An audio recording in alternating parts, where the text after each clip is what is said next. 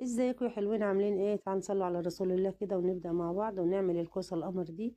طبعا انا جبت حبيتين بصل حلوين كده وحطيتهم على البوتاجاز، حطيت معلقة سمنة بلدي حلوة، شوية زيت، شوية سكر، شوية فلفل اسود، شوية ملح. اديناها صدمة كده بسيطة، انا مش بحب احمر البصلة قوي. ورحت نازلة عليها بصوص الطماطم اللي انا عملته معاكم قبل كده. وبعد كده غسلت الرز ونزلت بيه، والخضرة طبعا في الفريزر.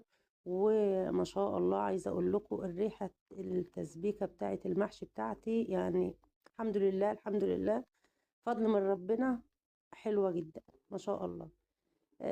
المهم خلصنا انا كنت عملت كوسة وعملت محشي اولاد برضو، مع يعني عملت حلة صغيرة كده. بس شلتها في التلاجة، مش هسواها مع الكوسة. لان بصراحة احنا الاكلات بتاعتنا بسيطة اليومين دول عشان انا تعبانة. وبعمل حاجات بسيطة جدا. يعني انا بقى ازيد من اسبوع دلوقتي، يعني الحمد لله والشكر لله. آه، دور البرد مش راضي يسيبني خالص، مش عارفة برد، مش عارفة في ايه. بالتأكيد هروح اعمل اشعاعات وتحاليل عشان اشوف ايه ده. صلوا على رسول الله يا حبايب قلبي. ونفسي اقول كلمة صغيرة: كل واحد يبص لحياته، كل واحد يشتغل في حاله، ما تشغلوش نفسكم بالناس. شغلوا نفسكم، شوفوا ايه الاخطاء اللي انتوا بتعملوها، غيروا من نفسكم. ما تبصوش لحياة الناس، بصوا لحياتكم انتوا، بصوا لنفسكم انتوا. عندك يعني هيبقى عندك حاجات كتيرة مش كويسة. يعني احنا في ايام حلوه، قربوا من ربنا، صلي، صومي. يعني اشغلي نفسك بالذكر، اذكري الله بدل ما تشغلي نفسك بسيرة الناس. اشغلي نفسك بذكر الله وابعدي شوية عن سيرة الناس.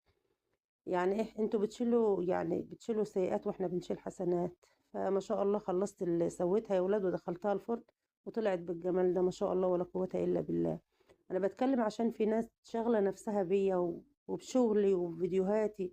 يا جماعة والله العظيم أنا بعمل الفيديو قسما بالله وبقعد أرتاح كم مرة. والله بعمل الفيديو بتاعي وبقعد أرتاح كم مرة.